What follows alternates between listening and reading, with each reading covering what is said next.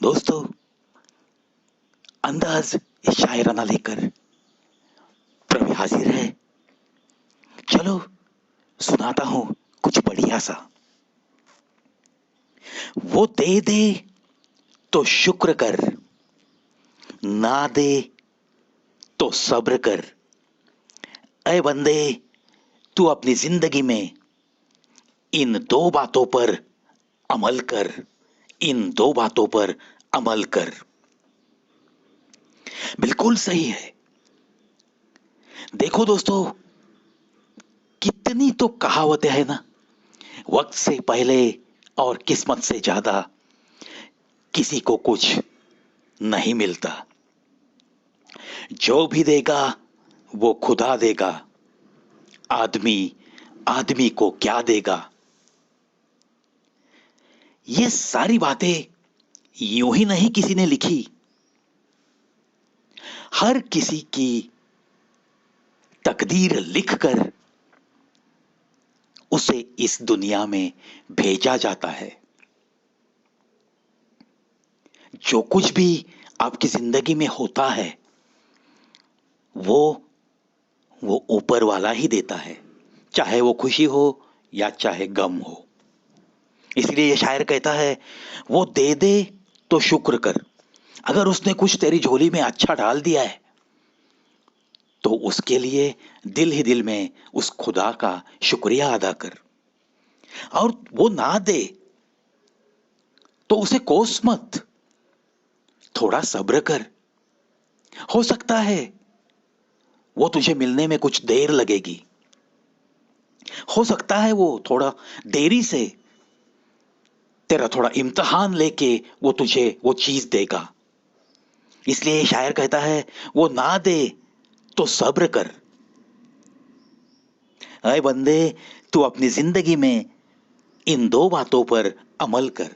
अगर हम इन दो बातों पे अमल करेंगे, एक तो जो मिला है उसमें खुश रहने की कोशिश करो। जो नहीं मिला है वो खुदा हमें जरूर देगा। दिल से उसके पास आप कुछ भी मांगो, आपकी तमन्ना आहिस्ता आहिस्ता जरूर पूरी होती है। लेकिन सब्र करना भी सीखना चाहिए ना। इसीलिए अगर कुछ मिला है तो शुक्र करना सीखो। अगर एक आध चीज आपको नहीं मिली है, वो मिलेगी जरूर। ऐसा दिल ही दिल में सोचकर उस खुदा के पास प्रार्थना कर कर उस चीज के लिए थोड़ा बहुत तो सब्र दिखाना हमारा फर्ज है। चलो, ऐसी ही छोटी छोटी बातों से कुछ ना कुछ हम रोजाना सीखेंगे और खुद के व्यक्तित्व को थोड़ा बहुत निखार देने की कोशिश करते करते जिएंगे। नहीं थी मुझे कुछ लिखने की फुर्सत। नहीं थी मुझे कुछ लिखने की फुर्सत। एक एक हुस्न के समंदर ने मुझे तो शायर बना डाला। मुझे तो शायर बना डाला। कुछ चेहरे हमें जो दिखते हैं इस राह में चलते चलते, कुछ चेहरे की मुस्कुराहट दूर से हमें खींच लाती है। होता है ना दोस्तों। मैं तो मानता हूं इस चीज को। और अगर हम ऐसे चेहरों की तारीफ में कुछ कहना चाहते हैं और अगर कह नहीं सकते तो दूसरा क्या बचता है हमारे पास। तो हम लिख जाते हैं ऐसे चेहरों के ऊपर, ऐसी मुस्कुराहट के ऊपर। और लिखते लिखते कोई कवि बन जाता है, कोई शायर बन जाता है। नहीं थी मुझे कुछ लिखने की फुर्सत। एक एक हुस्न के समंदर ने मुझे तो शायर बना डाला। शायर बना डाला। दोस्तों, आपने 1970 की एक ब्लॉकबस्टर फिल्म बॉबी, उसका गीत भी तो सुना होगा ना।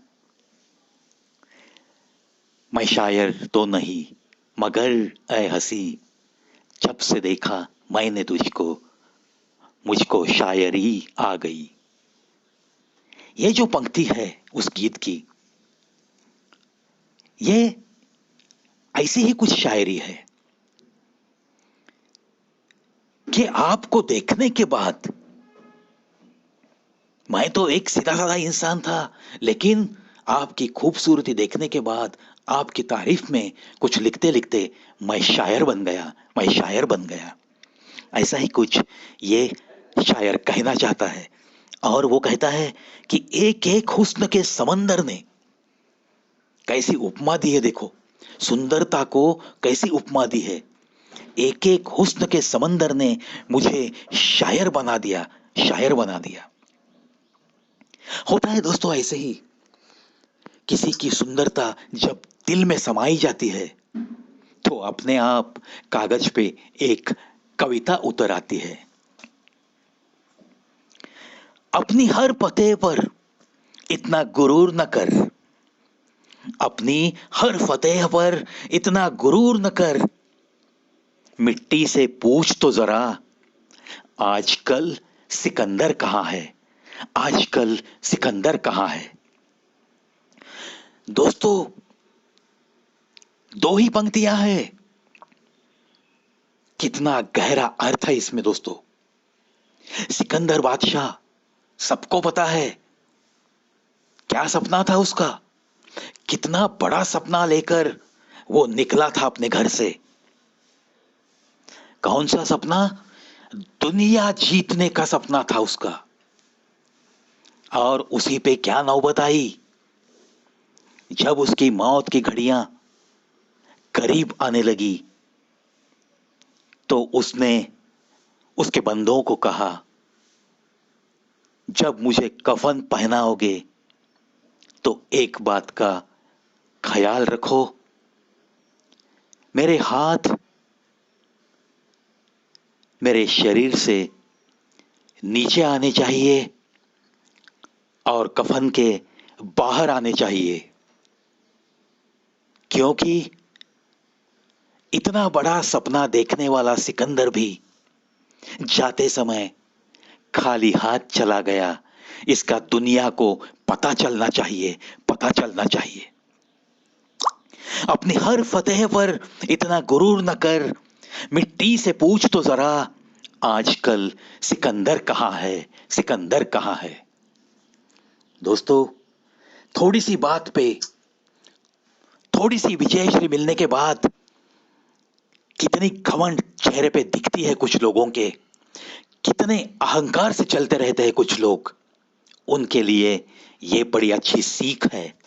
अपनी हर फतेह पर इतना गुरूर न कर, मिट्टी से पूछ तो जरा आजकल सिकंदर कहाँ है। बड़े बड़े, इतने बड़े बड़े लोग होके गए हैं, हम तो उनके सामने कुछ भी नहीं, फिर गुरूर किस बात का